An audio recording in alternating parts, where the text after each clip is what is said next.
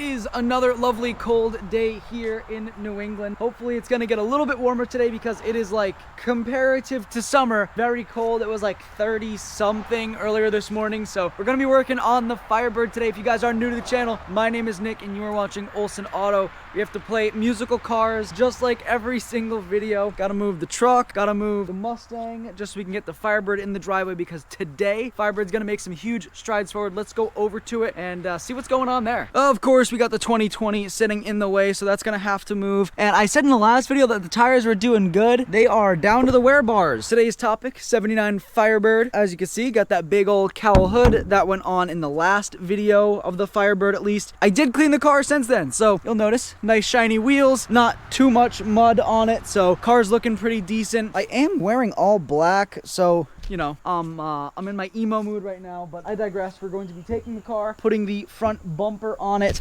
relining up some of these panels. Piece of my tripod just fell off. Anywho, we are going to be lining up these panels. As you can see, the hood is close up. It's closer than it was. A lot of work has to get done today on this. The hope is to have the front bumper and start hooking up the front harness so that plugs into the firewall there, and then running the wires for all the front lights and blinkers so that this car is somewhat legit to go down the road. I haven't been driving it much, of course, because its complete lack of lights means I can't drive at night or anytime it would be slightly dark, which is okay. But I also don't have tail lights. I haven't finished this up. Most of the bulbs light up now. I replaced all the bulbs, started rewiring all the sockets and everything, but it does not work perfect. I think we're missing a ground, so that's why we're gonna start moving up front, seeing if adding some grounds up here fixes that problem. Let's get some cold starts on like 4 different vehicles. Headphone users, beware. This is way louder than it should be.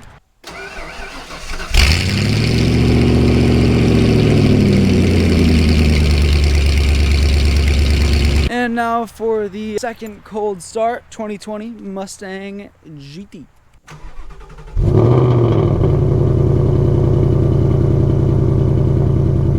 That is not too shabby. You guys may also notice I switched back over to the GoPro.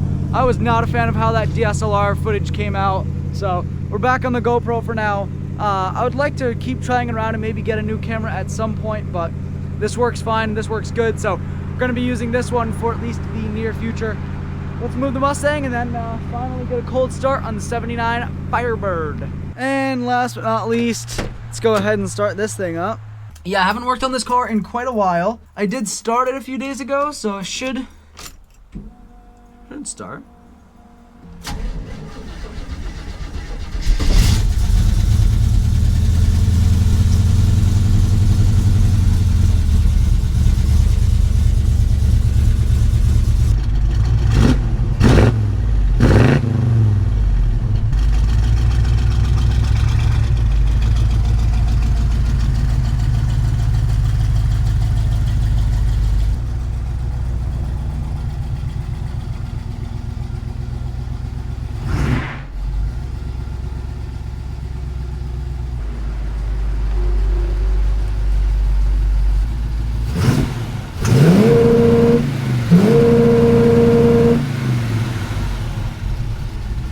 Well, I think she likes two-step. That was, I forgot I set it back to 3,500 two-step, so no longer at 4,000 or 4,500 like it was before. Go ahead, let's start working on this thing. After walking back and forth to the garage about 30 times looking for the right piece of hardware, I was able to solve the day's first problem. And I said I was gonna start on the interior. That was a lie. I lied about that. Check this out. So before, to pop the hood, no front bumper, so I just reached in and manually grabbed the lever right there. Close the hood now.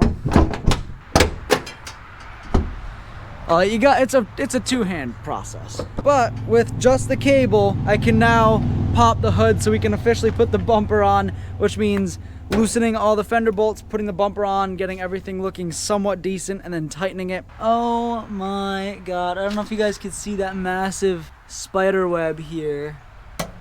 This has to go. I'm sorry, buddy. I know you probably worked hard on this. Right now, the brake pedal doesn't actually turn on any of these lights, and the blinker doesn't work, and then sometimes when I turn on the hazards, one of them blinks. It's really weird. It seems like a bad ground, and I have unloomed literally all of the harness, inspected all of the wire, so anything that was sketchy is now fixed. So just comes down to finding where in front of that chunk the problem is. If I had to guess, it's just due to a lack of ground or something along those lines. Maybe it's grounding out where it shouldn't. We're gonna find that problem in just a moment. Quick lunch break later. Let's find my harness, and this should be the mess we're working with. This is the big plug in question. So let's see what we can do about getting some headlights.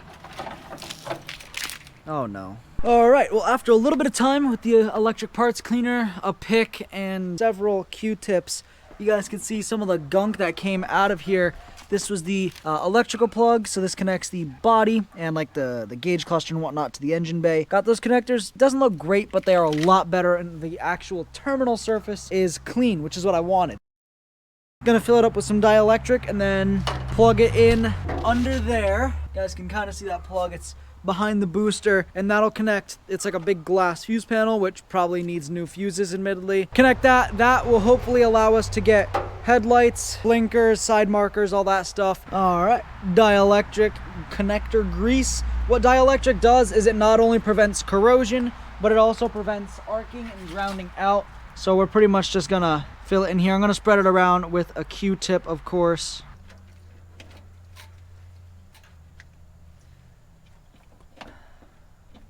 This would have been smart to do with the booster off of the car, admittedly. All right, so cleaning up dielectric, and it is bolted in. So the way it works is the fuse box is studded on the other side. So I used a 10 mil. It might technically be a 3/8, but 10 work. It's not the tightest. I probably could have ratcheted it down a bit more. So if that's not gonna work, then we'll tighten it some more. Got the harness, that's engine harness from what I believe. And then we have our light harness up here. I don't think there are any actual bulbs. There might be one or two, but there's no shot, they're good. Gonna kick the key and use a test light, see if any of this has power. If it does, then we're going somewhere. If it doesn't, then we're exactly where we started. So there is now some power up at the front, currently trying to diagnose what's going on. There are a few things wrong under the dash, but check this out.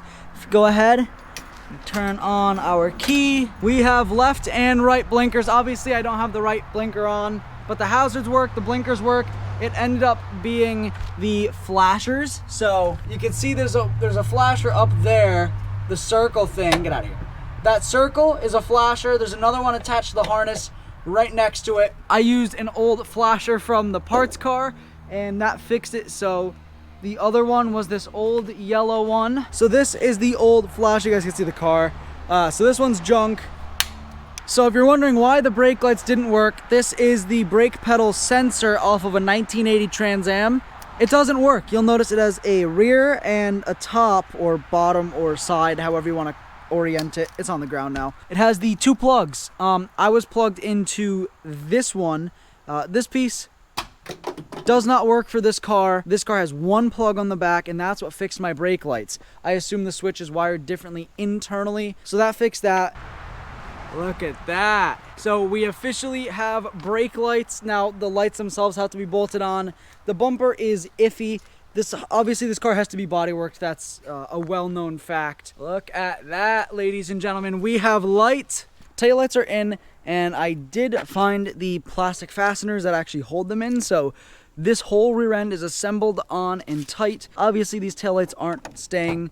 They're you know, crusty, falling apart, JB welded. The bumper's not staying. It's cracked, but not like the good kind of cracked. And well, we got some work to do because we still don't have headlights. The front bumper's still not on. So let's see if we can't get power to these bulb sockets. All right, so the key is on inside the car. I have my snap-on test light hooked up to the hot side of the alternator, so it's getting a positive signal. The way this works is now when I touch it to ground, it should light up. So you see it lights up. This is the ground I just made. Not sure if that's a permanent location. This is more of a diagnosis. But if we test the actual thing itself, we're getting ground. Look at that. Now I'm not sure if those are grounds or signals, but that one gets it. I have absolutely no idea if these light bulbs are any good, but you guys have to let me know if this works, because I don't know if it will, but we're gonna see. Man, that's awkward. A mildly humiliating moment when I was checking these plugs here. I was checking for ground. I had it hooked up to the positive side of the alternator, not the ground. So I hooked it up to the ground. Obviously now it's on positive. Hooked it up to my ground and still no signal there. So we know those are grounded now, which is cool, but we do not have power getting to them. So the same issue prevails, but now I know for a fact we have good ground. So I guess that's a start. Well, it has been many hours in the making. You'll notice we have the entire body harness right here disassembled, and it was grounded out on that seat bolt right there. I can't show you guys because I just disconnected the ground. I got the headlights to work. So I actually dropped the fuse box. This little fuse box right here, the way it works is that's mounted up in there. And then there's a big plug. You guys can see it right there. It's like this big. And then it bolts to the underside right behind the booster, because that's genius design. Thank you, Pontiac. You can see the hole in there. And then, you know, your wires go everywhere. And I could not for the life of me get power at the light bulb. What I did differently, maybe it was a better ground. I cleaned out the fuse box. I was probing, seeing what got power, what didn't. Replaced my headlight switch with the one from the 1980 parts car. You know what? Who knows? I don't know. But I cleaned out the fuse box. I cleaned out everything, and we were able to get it to work. So what I'm gonna do now is I'm gonna put the fuse box back in, bolt it back up. There are 2 bolts diagonally that hold it together. I think I officially give up. I had this harness, right? Obviously it's back here. So I had it, I re-loomed the whole thing. That's all I did was re-loom it. All I did was loom it. Bolted the fuse box back up, hooked it all up, didn't work. I'm like, that's really odd. So I replicated the exact setup I had before, and now nothing works. I have obviously there's a loose connection or something somewhere, but now nothing works, and I'm not really sure what to do. I think I'm just gonna give up and sell the car. So hit me up down below with offers. Okay, so I have everything hooked back up. Car is even on, headlights are on. All I did now was unplug the fuse box firewall body harness thing. Now this is a turn signal, so we notice we have constant. And then if I turn on my blinker, cool. Then we could check out the headlights. There we go. You guys can see that works. And then this one works. I'm showing you guys because I don't believe it. This does work. I am not going to change my ground. I'm going to leave it there for now. I am simply going to take out the middle bolt, bolt the fuse box back to the firewall, grab that big plug, plug it on the other side, and if it doesn't work, I'm gonna unplug it and plug it in again, clean it out. If it still doesn't work, I will then sell the car. So I plugged it in, I had no signal, unplugged it, plugged it back in. We now have electrical signal. As you guys can see, this car, these headlights shouldn't work, and this car hasn't had headlights since probably the late 80s, early 90s, if I had to throw a guess on it. Be able to throw this front bumper on. This is off the Trans Am parts car. This was the original bumper, but it's got like this big divot. It's all warped, but got 2 working headlights right there. Run the wires, throw the nose cone on. Did confirm that this ground is good. Obviously, I'm using it right now. It works. Okay, so these headlights don't work. There are no good bulbs in them, but I got the front clip on and bolted. Car died, of course, with all the electrical work, so currently jumping it. I want to take it for a drive and get a cool thumbnail for you guys before it gets to be too dark, so that's what I'm trying to do. Yeah. I just realized you guys have never seen two-step before, so let's go ahead and give you that before we end this video. A little bit of two-step to sell.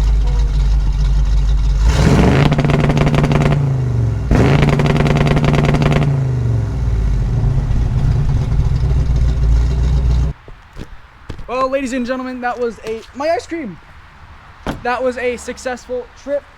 Still needs an alignment in the most horrendously bad way. This thing swerves all over the road. The lack of power steering is beyond annoying. It's abysmal to drive. You feel like I'm Fred Flintstone using my feet to keep the thing going, but it's kind of quick. It's not fast, but it accelerates and makes noise, which is pretty much why I built it. Two-step sounds awesome. I do want to thank you guys for watching this video. If you're new to the channel and you don't watch my videos often, make sure you subscribe. Content like this comes out. My goal is once or twice a week, so be sure to subscribe with the notification bell on. I do want to thank you guys for watching this video. This episode was a huge success when I thought it wouldn't be, so thank you for watching, and I hope you all have a great rest of your day. Told my brothers one day we gon' make it. We just gotta grind for that paycheck. Mama told me one day I'll be famous. Remember when she used to say she hate this? Back then they would laugh when I say shit. Now I'm inside all them people's playlists. So one day I'll be stomping.